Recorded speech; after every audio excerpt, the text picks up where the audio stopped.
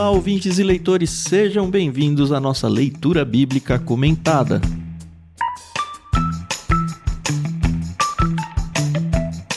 Eu sou o Thiago André Monteiro, @vulgotan. Estou aqui, como sempre, com a Carol Simão e com o Edu Oliveira, e hoje nós vamos falar sobre Êxodo 5. Bom dia, tudo bem com vocês? Oi pessoal, bom dia, tudo bem? Aqui é a Carol Simão. E aí, é o 4 de 42, então bora lá, que tem chão.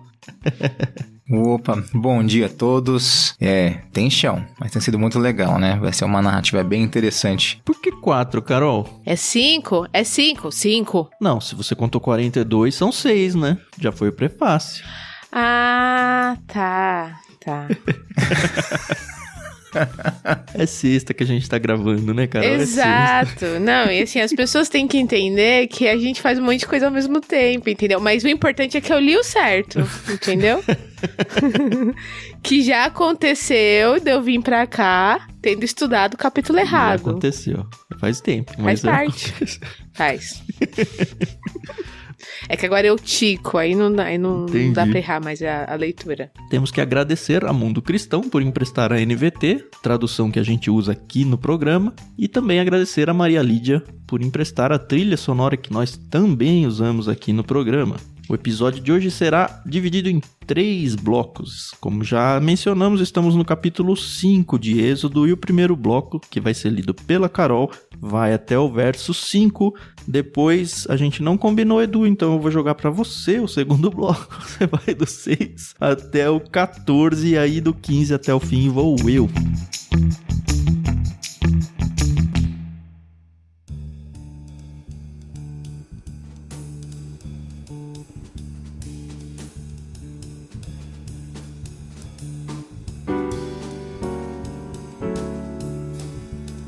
Então vamos lá, bloco 1 em ação, vez da Carol, até o verso 5.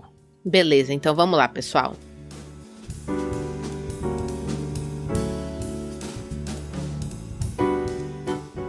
Depois disso, Moisés e Arão foram ver o faraó e declararam: Assim diz o Senhor, o Deus de Israel: Deixe meu povo sair para celebrar uma festa em minha honra no deserto.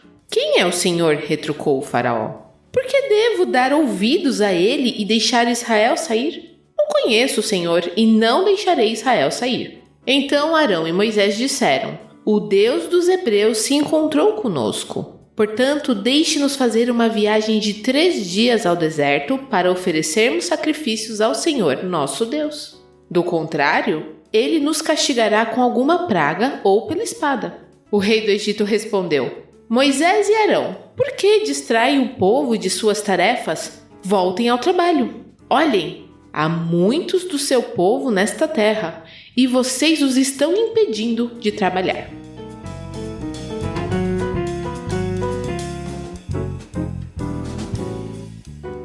Rolou uma bronca, hein?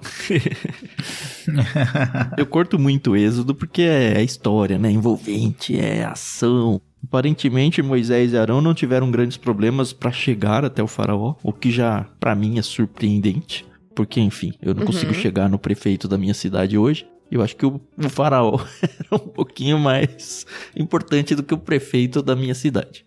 Mas o fato é que, de alguma maneira, eles chegaram. Moisés, no relato aqui no Êxodo, não se importou em explicar o quão difícil ou fácil foi isso. E eles, de repente, aparecem aqui em cena, junto com o faraó, falando com ele.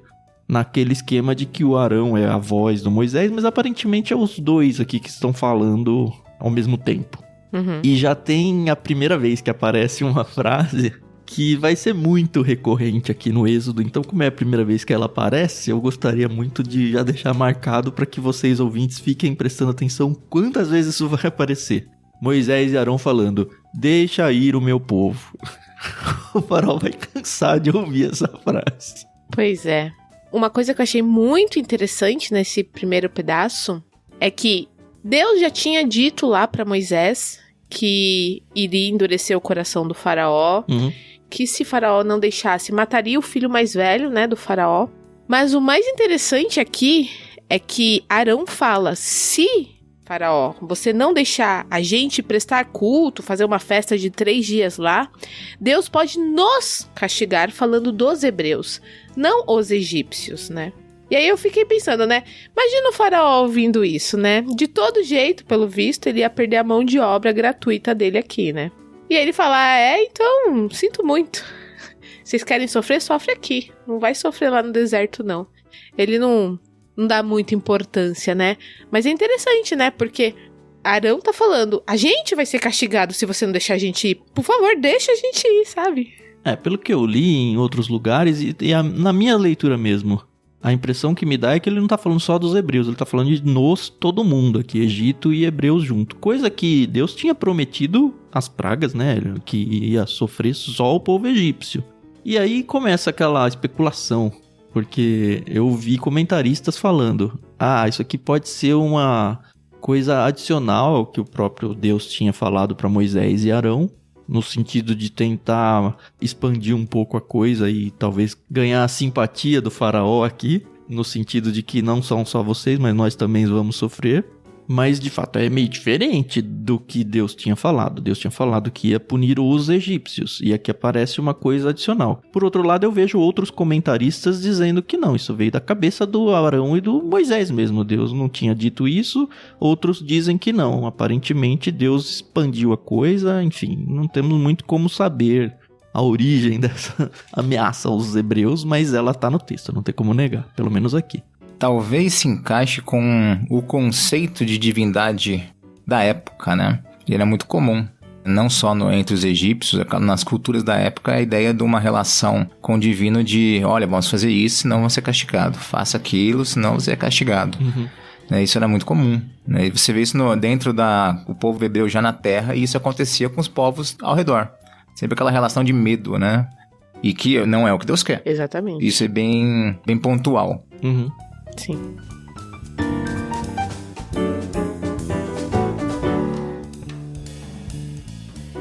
Eu acho interessante nesse início o verso 2. Eu acho que o verso 2 é muito interessante porque ele se apresenta, fala que o Deus de Israel, e o faraó fala, quem é esse cara?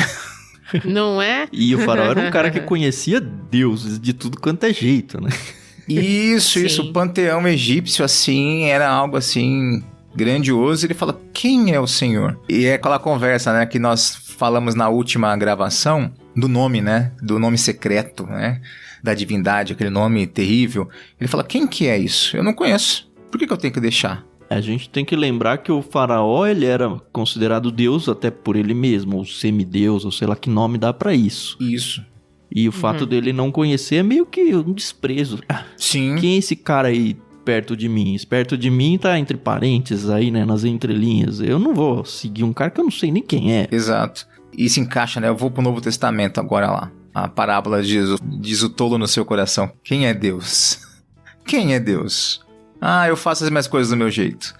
Eu sou o Senhor da minha vida. E a conversinha lá, né? A continuação lá, Deus falando assim, tolo. E aqui a mesma coisa, né? Tolo, você vai perder muita coisa e no fim das contas, seu próprio filho, né? Então isso é bem forte aqui, esse questionamento dele, né? E assim, quem é Deus? Porque pra mim ele não é ninguém e ele vai atrapalhar o meu projeto, o meu trabalho, eu tô perdendo dinheiro com isso aqui. E isso é muito comum nos nossos dias, né? Nossa cultura capitalista, nossa cultura pós-moderna, né? Quem é Deus? Não, o que importa aqui é a minha capacidade de produzir, de ter dinheiro, de ter. E quem é Deus? Então esse primeiro contato aqui é bem a apresentação de Deus, né, para as pessoas. Uhum. E mais interessante, ele não só desdém da divindade, né, de Deus, mas ele falou, vocês estão atrapalhando aqui, vocês não estão vendo o povo ali, porque possivelmente, tá, isso, de novo, conjecturas, eu gosto de imaginar como é que as coisas elas vão estar acontecendo. Quando Arão e Moisés foram falar com o faraó, o povo ficou naquela expectativa, né, será que a gente vai, será que a gente não vai? Então, na minha cabeça, tá bom? Eles não foram trabalhar naquele dia. Muitos até já estavam ali preparando as malas e os alimentos pra levarem, se preparando pra uma viagem, né? Porque se o faraó deixasse, né? Perna pra quem te quer. Já tá tudo no esquema, né? O comentarista na NVT de estudo fala isso aí. Ele falou que parece que o povo tinha antecipado a liberdade prometida e parado de trabalhar. É bem possível, talvez até bem provável que isso tenha acontecido mesmo. Tem acontecido, né? E aí o faraó fica danado, né? Vocês estão atrapalhando. Poxa vida, aqui, ó. Como o Edu falou, tô perdendo dinheiro. O tempo é dinheiro e vocês estão aqui. Não tem nada dessa palhaçada não de sair pra ir festejar Deus. Quem é Deus, né? Então, você vê que rolou ali não só um desdém, né? Mas uma bronquinha, né? Se a gente trouxer pros dias de hoje, sei lá, relacionamento patrão-empregado. Vai experimentar um empregado falar, eu preciso de um dia da semana aqui pra fazer alguma coisa pra igreja. Vê qual que é a resposta do seu patrão, né? Né? Não é muito diferente. E, assim, é o esperado do faraó, por todo o contexto de escravidão, que a gente já falou algumas vezes. Mas, cara, é a força braçal do Egito. Não tem como abrir mão e falar, tudo bem. Vai lá.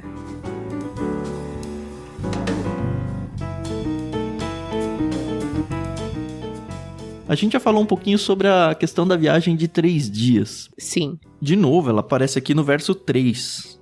O Deus dos Hebreus se encontrou conosco, portanto, deixe-nos fazer uma viagem de 3 dias ao deserto para oferecermos sacrifícios ao Senhor nosso Deus.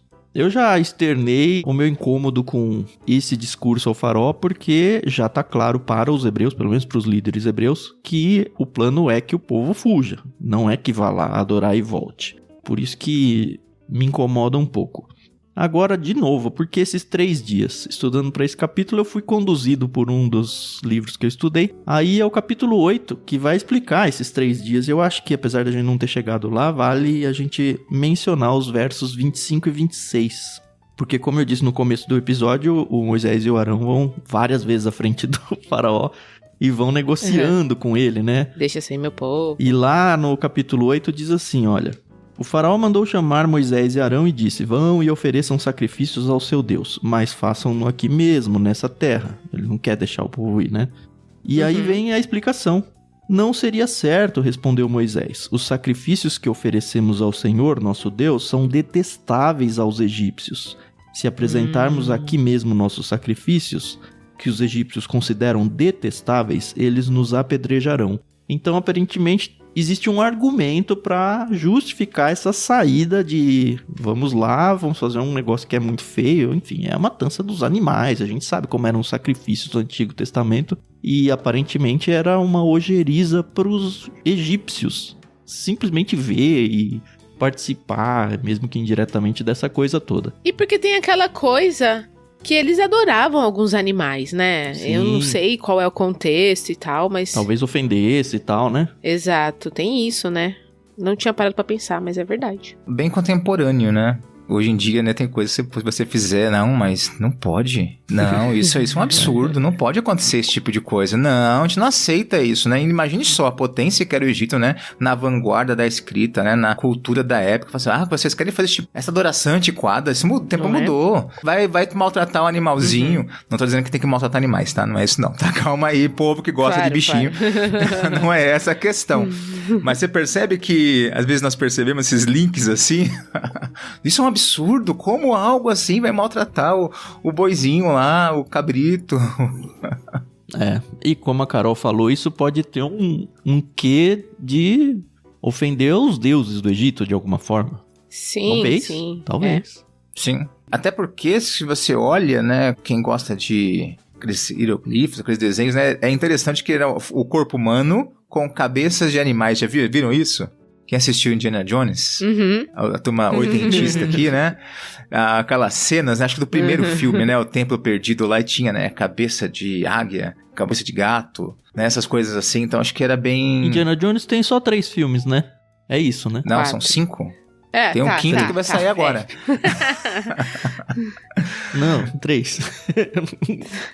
Deixa quieto. O resto é não canônico, vai. Ah, sim, verdade. Tem o Harrison Ford? Tem, mas não é de verdade. Talvez se redima nesse final aí, eu acredito nisso, eu creio. Não vai redimir não, Carol? A Carol já tá me desanimando aqui. Não, gente. Sinto muito. Que coisa, que triste. Você já assistiu? Já saiu esse filme? Já, gente, já saiu. O 5? É ruim também? Uhum. É ruim igual o 4? É péssimo, né? Horrível. Aí acabou com a minha infância. Bom, então só tem 3. Voltemos aqui pra imagem real, né? Então, o que acontece? Ele questiona isso, mas é importante lembrar que o plano não era uma fuga, né? Era saída mesmo. Então, Deus não ia mudar o plano estava feito. Uhum. Esse é o argumento pra inflamar mesmo, né? Aliás, é o que ele mostra no capítulo 4, pra mexer com o brio do faraó. O argumento é, deixa eu mexer com o faraó. E mexe. Sim.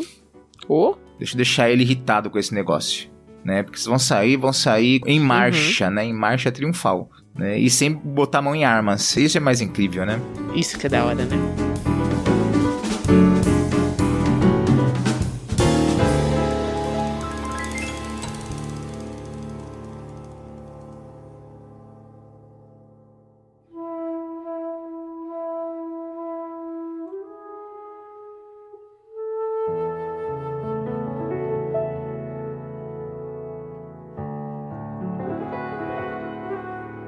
E o bloco 2, que a gente vai entrar agora, mostra que funcionou, né? O faraó tá um pouquinho bravo, né? Coisa pouca. Imagina. Vamos lá, Edu, sua vez de contar o que aconteceu aí, qual foi a reação do faraó. Bora lá.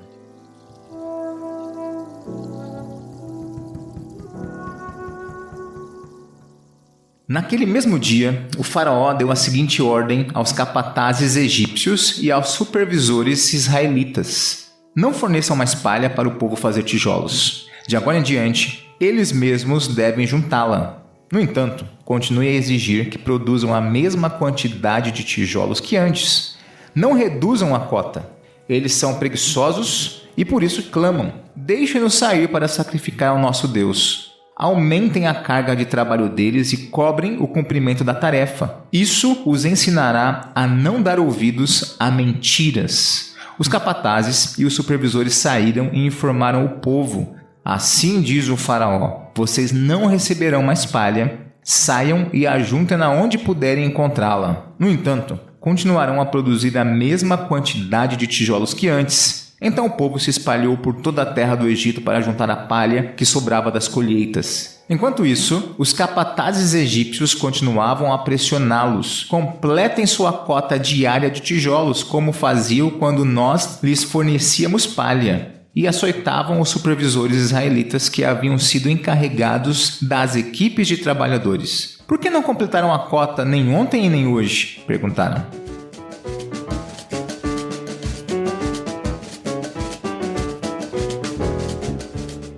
Tum, tum, tum. O faraó tá irritado. Tanto que começa com naquele mesmo dia. O faraó saiu de lá e falou: que palhaçada é essa? Como assim não estão trabalhando? Se é que nem estavam mesmo, como a gente conjecturou ali. Ainda fala que o povo é preguiçoso, né? Poxa vida. Tudo parado. Como vou montar minha cidade? Como eu vou fazer mais uma pirâmide? Como assim? Né, não? Tem uma questão técnica aqui da engenharia, que é o uso da palha. Tem uma bíblia legal, uma bíblia de estudo arqueológica que fala um pouquinho sobre isso. E praticamente todos os lugares falaram, né? Explicam esse negócio da palha, porque, enfim, é diferente do jeito que a gente faz tijolo hoje. Mas eles faziam tijolos assim. Eles misturavam barro com palha e a palha era um componente que servia, para dar liga no barro. Uhum. E aí eles colocavam em formas e deixavam secando no sol. Então quando secava, formava um tijolo que acredito que seja um conceito bem parecido com o nosso tijolo de hoje. Uhum. Agora, vai fazer sem palha, não segura. A hora que seca o barro fica tudo quebradiço, não dá essa liga. E aparentemente alguém juntava essa palha, não sei se um outro grupo de hebreus que tinha essa função, ou se os egípcios recolhiam essa palha de algum lugar e colocavam na mão dos escravos. Fato é que agora não tem mais palha.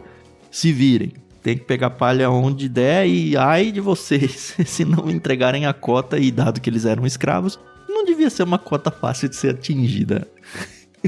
Pois é, né? Eu nunca trabalhei na área da construção, mas eu sei que, fora esse fato aí do que o Tan falou, do tijolo ficar quebradiço, acidentes também acontecem. E nunca estive no Egito, não sei como funcionam as coisas, mas pelo que eu já vi pela televisão, em livros, Eram uns tijolos assim, bem pequenininho, né? Parecia que eles têm assim uns 2x2 de altura, uns cubos, né? Então você imagina, você tá colocando ali em cima, opa, escorregou, pá, pum, quebrou. Um a menos, né? Então a logística ali não era fácil.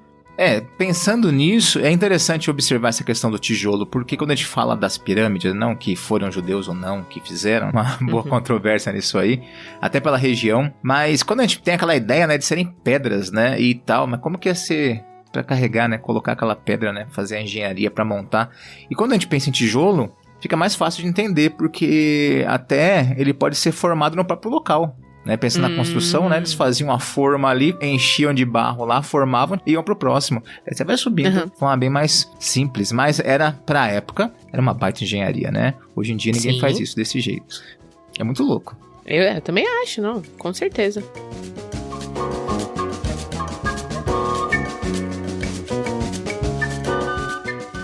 Aqui aparecem duas figuras da liderança, a gente entende um pouquinho da hierarquia. Tinha os escravos que faziam trabalho braçal, e aparentemente tinha 2 níveis hierárquicos de comando. Um primeiro nível eram de hebreus, e eles que estão sendo açoitados não são os escravos, são os capatazes, né?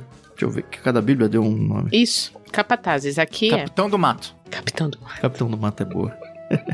No nosso contexto, o Capitão do Mato era ou mestiço, ou era mesmo negro, só que ele obedecia e tinha privilégios, né? Aqui, pelo jeito, não. Eles eram hebreus mesmo, mas eles serviam mesmo, não tinha jeito. Ou obedecia ou obedecia.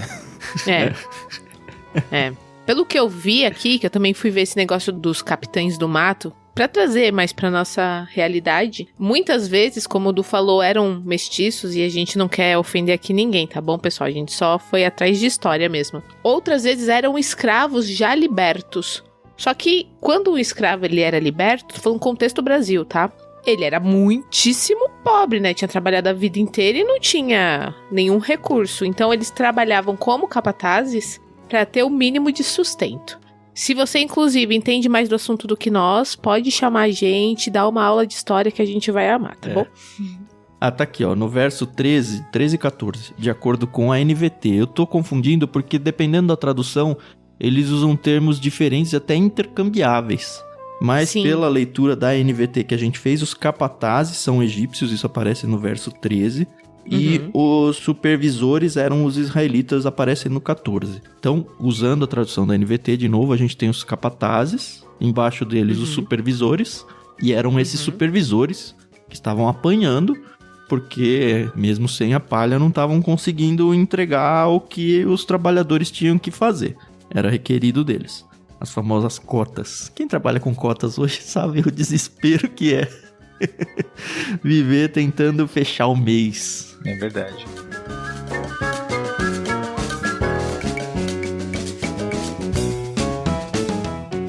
Aí o que aconteceu? Esses supervisores israelitas foram suplicar, a palavra é boa, né? Suplicar ao faraó. Você tá... Não, eles não falaram você tá louco pro faraó, porque já estavam apanhando assim, esse você tá louco, imagina, né? Mas o que vocês estão pensando? Não tem como, a gente tá nem recebendo palha. Mas os capatazes, que são os egípcios, né? Eles continuam exigindo. Façam tijolos, a gente é açoitado constantemente. E para eles, sendo os líderes, mesmo os judeus, eles, acredito eu, que eles não eram açoitados no dia a dia. Talvez os escravos, o peão de obra lá no fim da ponta. Mas eles tinham, por ter, né, a liderança, eles deveriam ter algum tipo de privilégio mínimo que fosse. Só que agora eles estão sendo açoitados também. Só que isso já é a terceira e última parte, né? Já entrou, que é a partir do capítulo 15. Guarda aí, daqui a pouco a gente volta. Só pra fechar, vai, esse segundo bloco. Tá certo. É interessante ver a estratégia do faraó. Não tem como negar que é uma estratégia dele. Olha, vem o Moisés e o Arão, jogam uma mensagem aqui, jogam pra mim um pedido que não faz menor sentido pra nós egípcios. Sim. Eles claramente incitaram e excitaram o povo todo com essa ideia, e o povo já tá, como a Carol falou bem, né, montando as malas pra sair. Qual que é o plano dele? Jogar o Moisés e o Arão contra o próprio povo. E funciona. Não tem como negar. Funciona.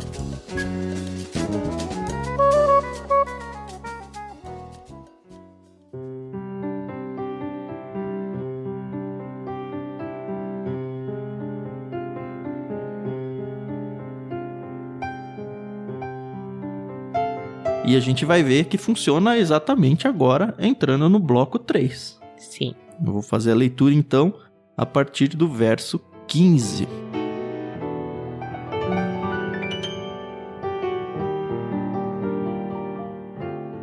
Então os supervisores israelitas foram suplicar ao faraó: por favor, não trate seus servos desse modo. Não recebemos palha, mas os capatazes continuam a exigir: façam tijolos. Somos açoitados constantemente, mas a culpa é do seu próprio povo. O faraó, porém, gritou: vocês são preguiçosos, preguiçosos. Por isso, andam dizendo: deixem-nos sair para oferecer sacrifícios ao Senhor. Voltem agora mesmo ao trabalho. Não receberão palha, mas terão de produzir a mesma cota de tijolos. Quando os supervisores israelitas ouviram: vocês não poderão reduzir a quantidade de tijolos produzidos por dia, perceberam que estavam em sérios apuros. Ao sair do palácio do faraó, encontraram Moisés e Arão, que os esperavam do lado de fora.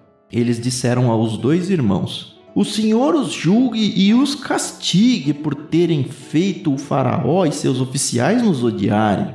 Vocês colocaram uma espada na mão deles e lhes deram uma desculpa para nos matar. Moisés voltou ao Senhor e disse: por que trouxeste toda essa desgraça sobre esse povo, Senhor?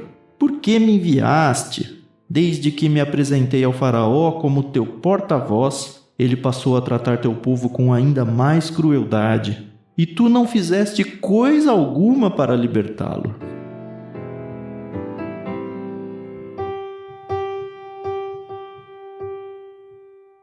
E acaba. A gente vai ter a conclusão, não vai concluir, né? Mas a gente vai ter a resposta de Deus logo que abrir o capítulo 6. Mas a gente não tá falando do capítulo 6 ainda, então a ideia é que fique no ar e você volte na semana que vem aqui com a gente para ouvir isso. O que a gente tem que falar aqui é o que eu estava dizendo no fim do bloco passado: o plano do faraó funcionou. Enquanto a gente terminou o capítulo 4 com o povo todo empolgado e concordando com esse discurso de puxa, vamos lá, e lembra, eles se prostraram, adoraram, se alegraram, porque enfim Deus enxergou o nosso sofrimento e vai nos libertar. Em um capítulo, eles estão falando aqui pro Arão e pro Moisés: olha, que Deus castigue vocês por terem feito a gente acreditar nessa lorota. Parece tanta gente, né? Bem isso mesmo. Essa questão agora do povo se levantando contra Moisés, né, dos líderes aqui, questionando também toda essa situação. E eles vão para Faraó, não vão reclamar com Moisés, né? Eles vão reclamar com Faraó. Olha a proximidade também que tinha, né? Isso é algo para perceber. E ele fala: vocês são preguiçosos. Tem uma coisa interessante que eu olho com o passar dos anos, né? Nossa cultura de consumo não mudou. A gente fala: isso é coisa moderna, né? O consumismo, a cultura assim, é coisa moderna. Não é. Porque eu lembro, agora falando como pastor, né? Há 20 anos, 30 anos atrás, era comum, as pessoas normalmente trabalhavam segunda a sexta e tinham seu sábado e domingo um pouco mais livres, né? Para aproveitar com a família. Mas tinha até grupos, né? Vamos fazer mutirão, vamos fazer isso. Hoje em dia isso é quase inconcebível, né? É uma coisa que eu, como pastor, por exemplo, eu tenho aquele jogo de cintura de entender que não funciona. Fala assim: vamos fazer um mutirão, tá, precisando de tantos homens aqui, é quase raro você conseguir fazer isso hoje. É que a gente tá na capital também, né, Edu? Talvez no interior essa realidade não seja tão ferro e fogo assim. Mas aqui na capital é. Talvez, é verdade. Não consegue nem trazer a maioria das pessoas para 2 cultos no domingo na capital. Exatamente. Então, essa cultura de consumo, ela é muito forte, né? E ela vai na contramão do que desde o início Deus está ensinando para o seu povo e para nós, né? Para nós em geral. O homem tem aquele tempo de parar, de cessar tudo, né? O Shabat. E não só parar, mas parar e contemplar o Criador. Ter esse tempo com o Criador, tempo de adoração. E é de aprendizado, de descanso também, né? E aí aqui ele julga eles: vocês querem parar pra adorar? Vocês são preguiçosos. Sim. Eu não quero gente assim aqui não, vamos trabalhar, quero vocês trabalhando, né? Então isso fica muito claro aqui. Nada é novo debaixo do sol, né? Nada, se de fato o povo saísse 3 dias e voltasse, coisa que a gente sabe que não ia acontecer, mas vamos supor que sim, é pelo menos uma semana sem o povo trabalhando lá. 3 dias para ir, 3 dias para voltar e 1 dia lá para os sacrifícios e todo o ritual que seria feito. Completa aí 7 dias.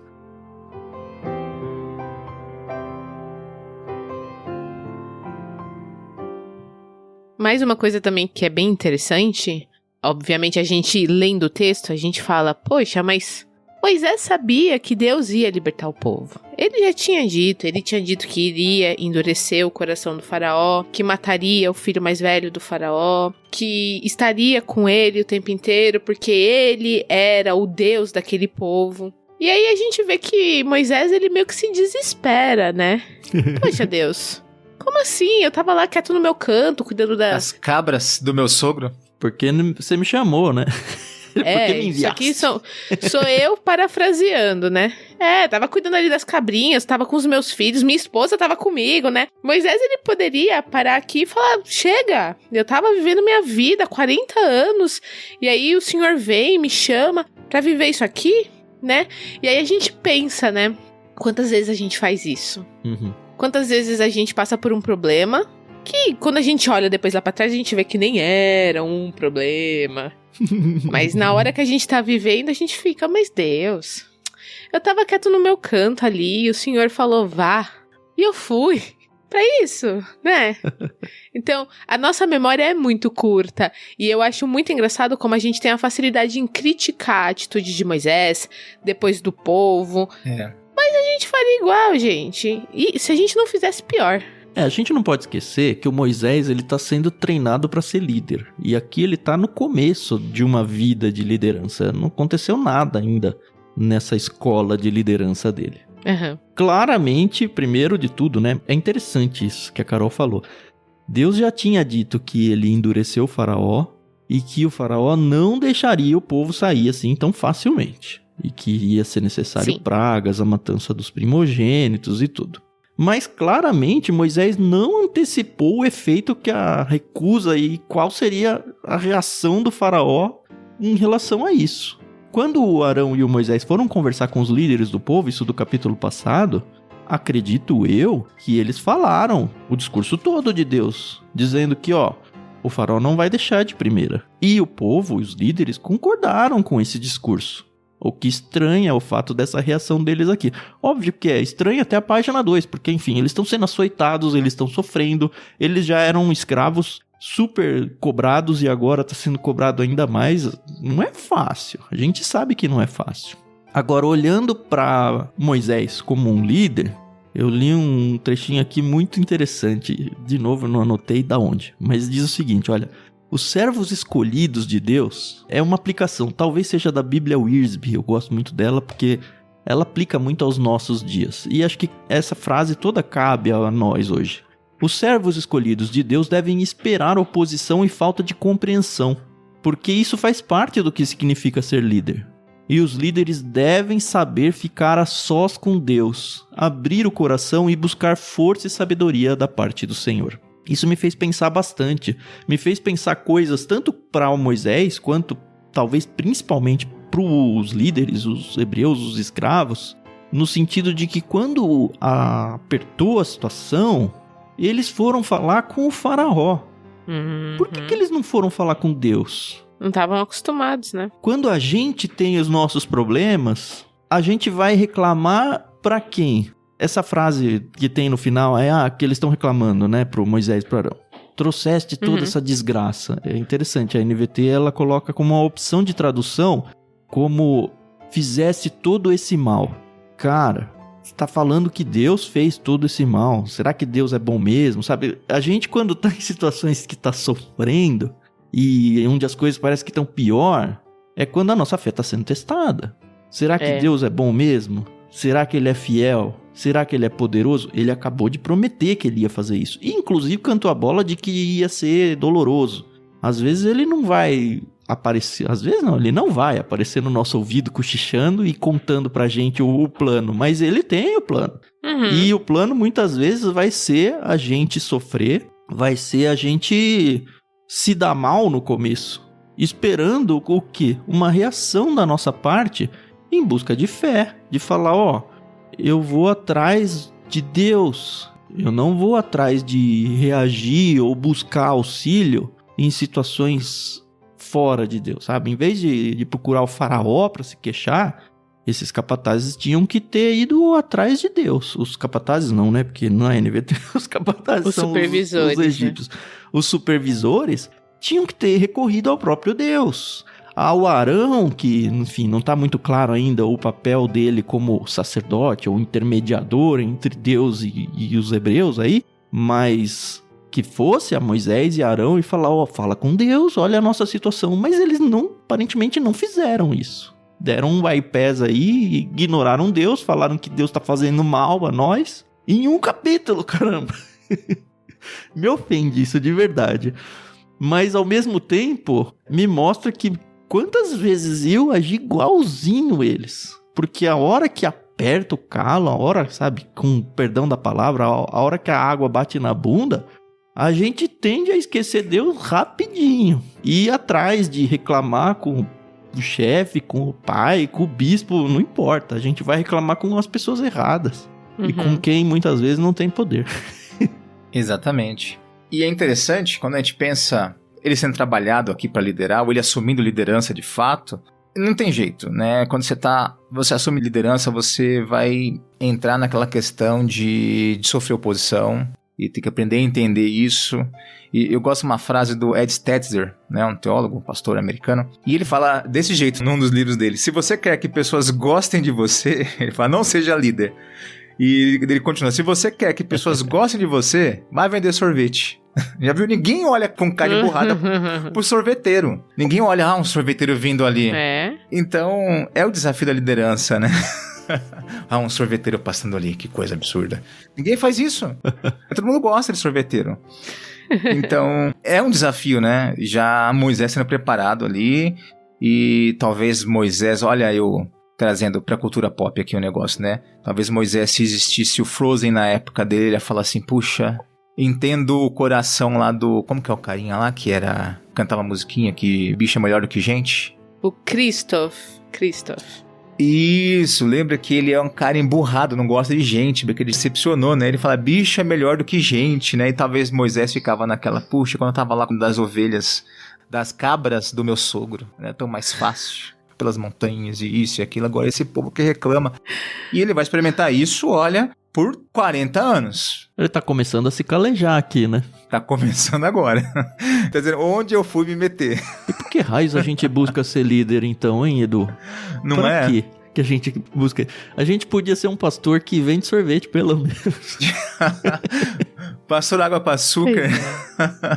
Olha só que o povo quer ouvir. É o grande desafio. E Moisés é uma liçãozinha pra gente. Pior que tem uns pastor que vende sorvete aí, né? E aí ele compromete a liderança. Exatamente. E é aqui que Moisés já começa a experimentar isso.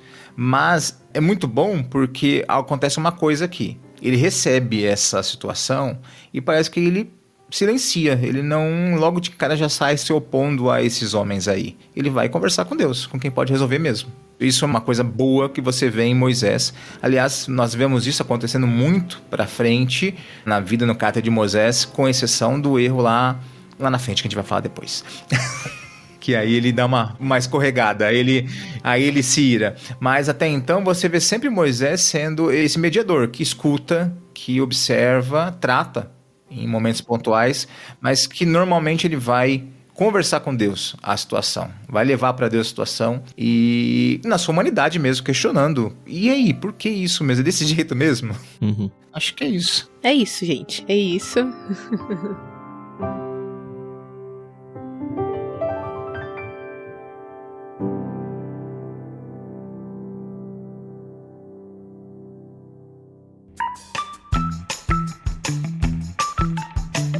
Episódio um pouquinho mais curto, o capítulo é muito direto, né, a história dele, e Sim. não conclui, vai demorar bastante pra concluir, porque meio que todo capítulo vai ter esse gancho de e agora, nesses 5 também, e como a gente adiantou, Deus vai responder, vai abrir o capítulo próximo respondendo isso, e é meio que, a gente vai ver, né, é meio que Deus falando, tá, agora o cenário está pronto para eu começar a agir. Eu precisava exatamente dessa reação do faraó e ele fez exatamente o que ele tinha que fazer. Agora o povo talvez não tivesse reagido do jeito certo, como a gente falou. Mas a história ela está bem desenhadinha do jeitinho que eu queria e agora a coisa vai vai acontecer. Vai andar, né?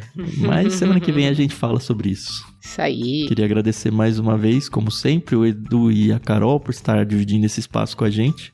Agradeço os ouvintes que estão aqui também.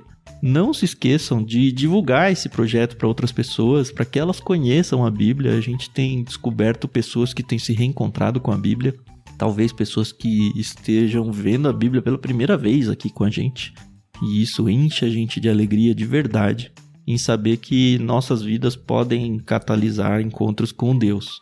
Sejam encontros já genuínos no sentido de a pessoa se converter através disso, seja só uma sementinha que vai frutificar sei lá quando, não tem problema.